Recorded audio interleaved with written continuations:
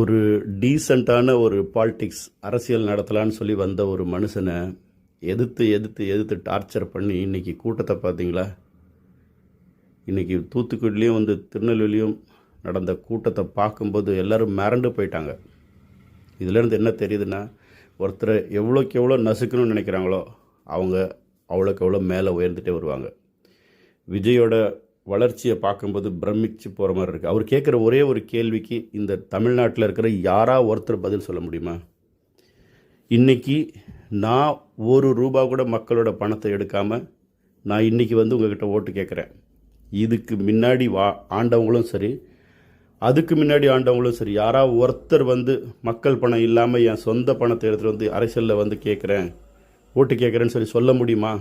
இதை தமிழ்நாட்டு மக்கள் யாராவது பதில் சொல்ல முடியுமா? உண்மையாக சொல்கிறேங்க, யாருக்கெல்லாம் வந்து விஜய்க்கு ஓட்டு போடலையோ அவங்களுக்கெல்லாம் இந்த தமிழ்நாட்டு மேலே அக்கறை இல்லைன்னு அர்த்தங்க.